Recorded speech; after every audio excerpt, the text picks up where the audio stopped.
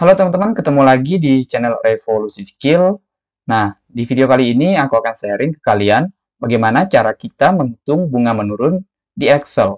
Nah, mungkin teman-teman pernah mengalami permasalahan yang sama terutama untuk kalian yang bekerja di perbankan atau koperasi, teman-teman. Nah, ini cukup sering digunakan, yaitu memberikan pinjaman dengan bunga menurun.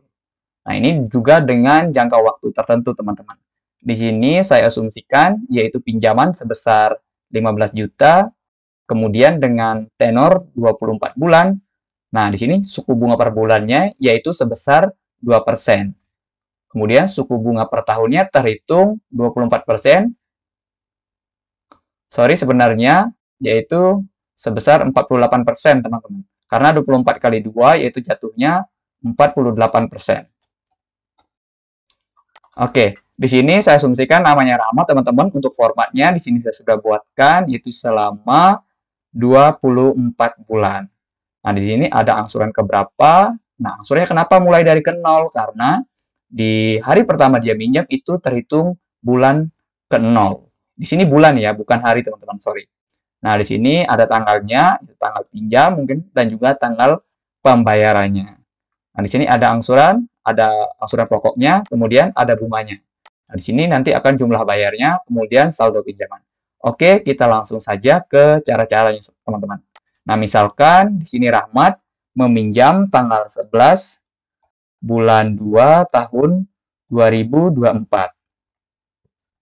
Nah, di sini totalnya kita bisa lihat yaitu sebesar 15 juta. Ya, di sini untuk pinjamannya. Kemudian, untuk di bulan depannya atau bulan pertama, terhitungnya, dia akan membayar yang namanya angsuran pokok dan bunga. Nah, untuk angsuran pokok, nah kita isi dulu tanggalnya, misalnya di tanggal 10 bulan 3 tahun 2024. Oke, jadi pokoknya kita isi. Nah, cara menghitung pokoknya yaitu sama dengan jumlah pinjaman dibagi dengan jumlah bulan, teman-teman. Oke, di sini jangan lupa klik E4 karena nanti kita drag itu akan terisi otomatis, teman-teman. Nah, bisa juga dengan pengisian manual. Dan E4 juga sampai muncul tanda dolar seperti ini. Kalau sudah tinggal enter. Nah, jadi angsuran pokok per bulan yang harus dibayar oleh Rahmat yaitu sebesar 625.000. Nah, sekarang kita akan menghitung bunganya, teman-teman. Nah, bagaimana cara menghitung bunganya? Yaitu sama dengan jumlah pinjaman dikali dengan suku bunga per bulan.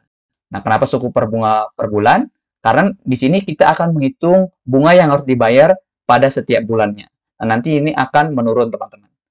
Kalau sudah, di sini jangan lupa klik E4 juga.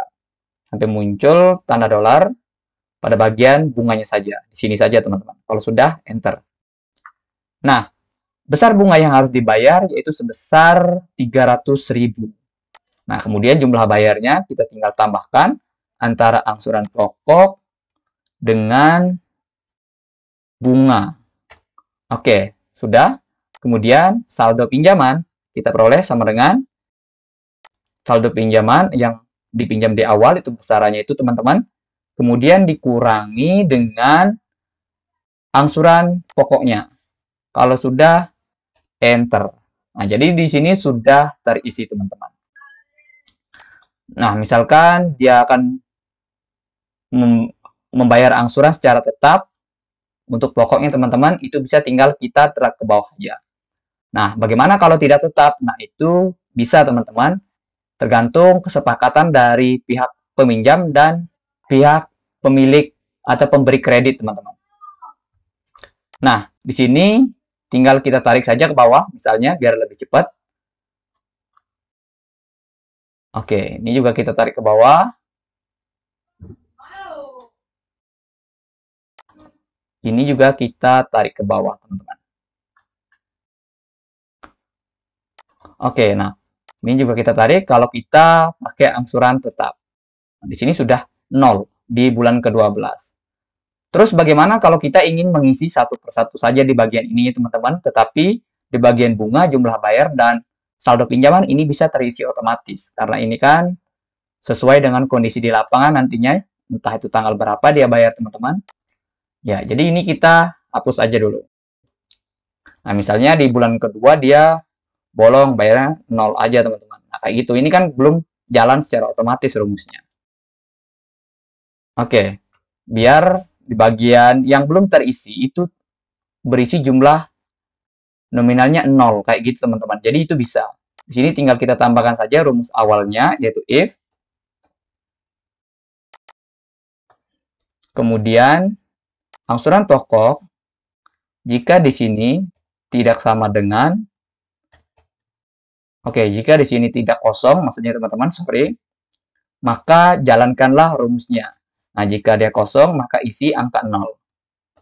Tutup kurung, kemudian enter. Nah, setelah itu tinggal kita drag saja atau klik 2 kali di sini. Nah, ini sudah otomatis terisi kosong. Kenapa? Karena di sini belum terisi.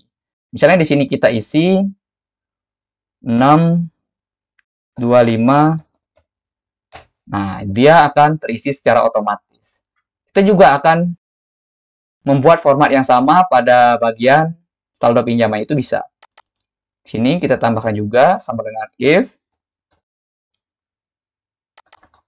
Kemudian masukkan di bagian angsurannya ini, pokoknya tidak kosong,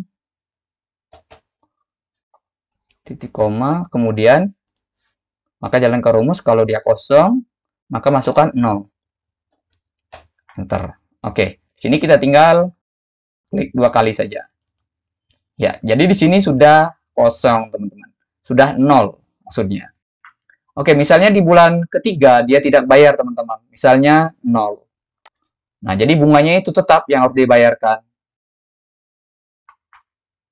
Sebesar 275.000 jadinya total bunga yang harus dia bayar.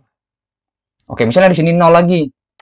Nah, jadi bunganya itu tetap sama dengan bulan sebelumnya di sini. Nah, ini yang harus dia bayarkan juga. Nah, misalnya di bulan kelima dia membayar sebesar 1.250.000. Kayak gitu misalnya. Nah, ini sudah dikurangkan secara otomatis untuk saldo pinjamannya, teman-teman. Nah, jumlah bayarnya juga sudah sesuai dengan penjumlahan dari bunganya juga. Nah, oke, ini bisa dilanjutkan, teman-teman, sesuai dengan kondisi yang ada pada perusahaan kalian. Sampai di sini dulu videonya. Jika ada yang belum dimengerti, silakan tanyakan di kolom komentar.